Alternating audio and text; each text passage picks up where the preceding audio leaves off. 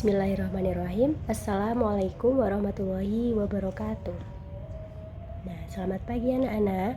Bagaimana kabarnya pada hari ini? Nah, pada pertemuan hari ini saya akan membahas mengenai kalimat thayyibah serta akhlak terpuji. Nah, dari kalian ada yang tahu apa itu kalimat thayyibah? Oh, tidak. Sekarang apa itu akhlak terpuji? Ada yang tahu? Nah, pada hari ini kita akan membahas keduanya ya. Tolong didengarkan.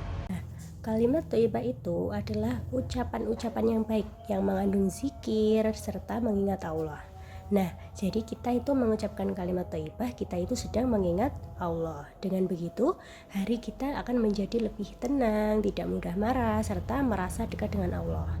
Nah, contohnya ketika kita melakukan kesalahan, nah kita harus mengucapkan apa? Nah, iya betul. Kita harus mengucapkan istighfar. Bagaimana bunyinya? Astaghfirullahaladzim. Nah, itu menunjukkan bahwa kita sadar telah berbuat salah dan ingin memperbaikinya. Jadi, kalimat thayyibah bukan hanya diucapkan, tetapi juga harus kita pahami maknanya. Nah, contohnya lagi, kalimat hamdalah alhamdulillahirrabbilalamin. Nah, ketika kita mendapat sebuah nikmat atau mendapat sebuah kado dari seseorang itu, nah kita harus mengucapkan alhamdulillahirabbil alamin. Nah, macam-macam kalimat thayyibah itu ada beberapa. Nah, yang pertama ada istighfar. Bagaimana bunyinya? Astaghfirullahaladzim. Kapan kita harus mengucapkan istighfar? Ketika kita berbuat salah, artinya kita itu memohon ampun kepada Allah. Nah, yang kedua ada haukalah. Bagaimana bunyinya? La haula wala quwata illa billahil aliyil azim. Nah, itu diucapkan saat kita menghadapi kesulitan. Nah, itu tuh artinya kita mengaku bahwa semua kekuatan itu hanya milik Allah. Nah, yang ketiga ada kalimat tarji. Innalillahi wa inna ilaihi rajiun. Nah, kalimat itu diucapkan ketika kita mendapat musibah. Nah, artinya kita itu semua milik Allah dan akan kembali kepadanya. Yang kelima ada juga tahlil. Bagaimana bunyinya? La ilaha illallah. Nah, kalimat tahlil ini diucapkan ketika saat kita berzikir. Nah, arti dari kalimat tahlil yaitu artinya tidak ada Tuhan selain Allah. Nah, dengan kita memahami maknanya dan kita tahu kapan mengucapkannya, kita bisa menggunakan kalimat-kalimat thayyibah dengan tepat di kehidupan kita sehari-hari.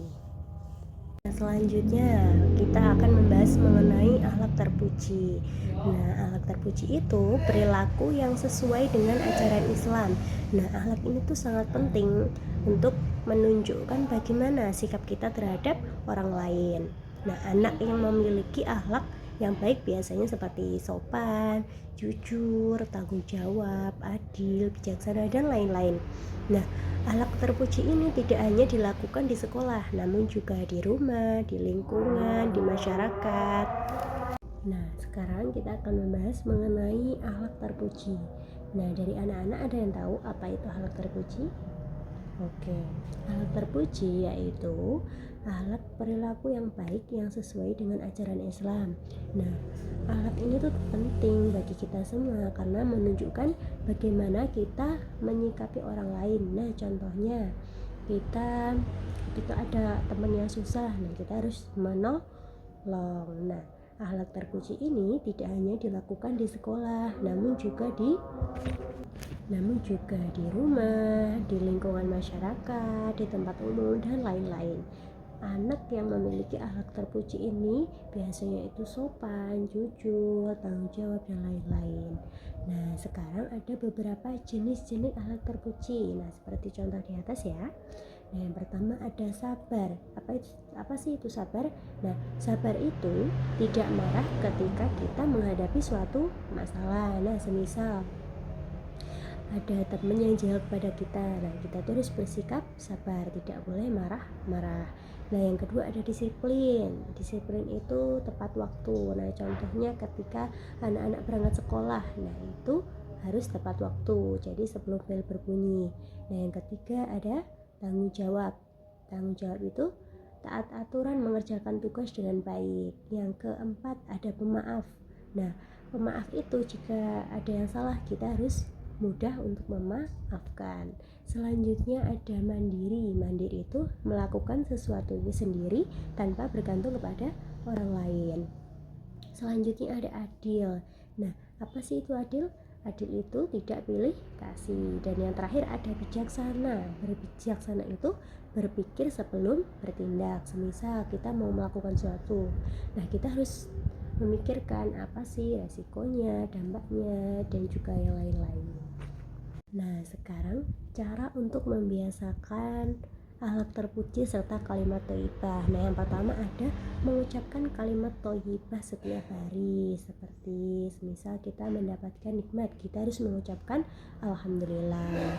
Terus setelah sholat kita biasakan untuk berzikir. Nah, yang kedua ada mencontoh sikap baik dari guru dan orang tua. Jadi sikap-sikap yang baik kita harus contoh.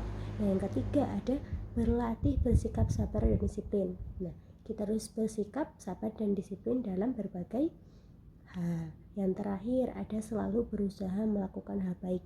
Jadi jika kita akan melakukan sesuatu, kita usahakan yang terbaik supaya maksimal. Nah, dari anak-anak mungkin ada yang ingin ditanyakan? Oh tidak. Nah, guru ingin memberi pesan. Nah, anak-anak itu menjadi anak yang baik itu dimulai dari hal yang kecil. Biasakan berkata yang baik, bersikap baik, dan selalu mengingat Allah. Nah, dengan begitu kalian akan menjadi anak yang berakhlak mulia, disayang orang tua, dan dibanggakan oleh guru. Nah, mungkin cukup sekian.